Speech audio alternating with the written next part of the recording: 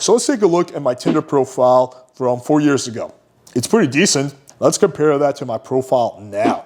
This is just way better.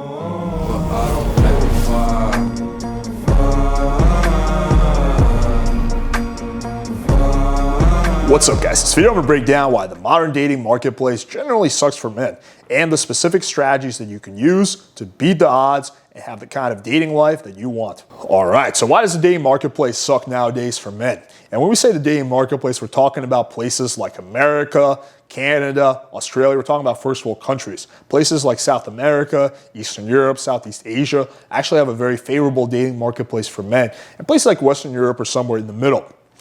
So a lot of guys think this may be because of feminism, because of the culture, because chicks, all want a sugar daddy and whatnot. No, and no. It's simple economics. The dating marketplace is stacked against you because you have a very high level of competition.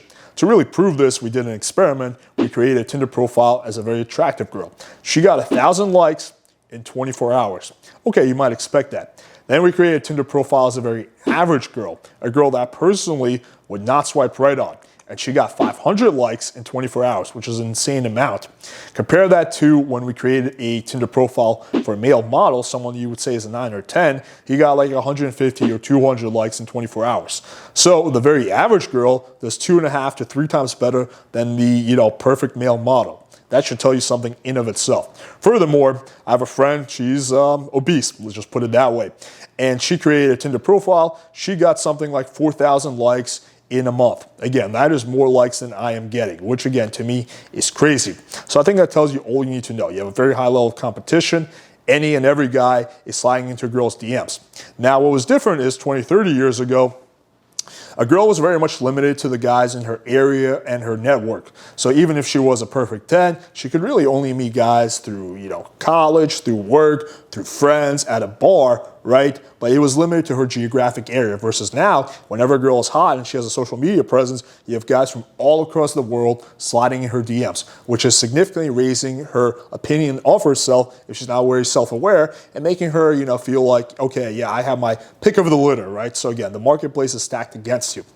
Okay, so what can you do about it? You actually have 2 strategies. The first one is simply moving to a place where the dating marketplace is much more favorable. A place like South America, Eastern Europe, Southeast Asia.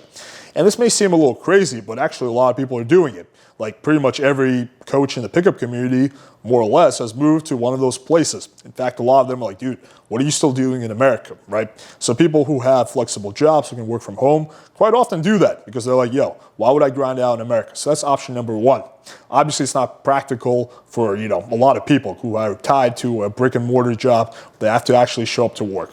Option number 2 for those people or people who just want to stay in America like me, because I think there's a lot of advantages to being in America, is 2 things. First off is you want to maximize your sexual market value as much as possible by doing everything you can to looks max, and you want to get the best possible photos to further enhance it. So let's take a look at my Tinder profile from 4 years ago.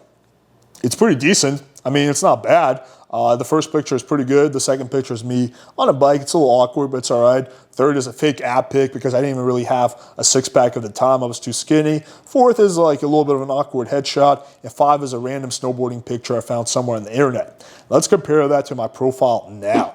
This is just way better, right? Still the same person, but I clearly leveled up. You can see that, I look better. My haircut is more on point. I definitely gained some muscle, so I can actually really use pictures of myself now. I got some tattoos. I got a badass dog. So this is noticeably better. I leveled up my profile, I would say by 2 points at least. And this is what you want to do. You want to constantly keep leveling up. In 2 or 3 years, when I show you my profile, it's going to be even one step further. And that's the goal. You want to keep leveling up and keep leveling up.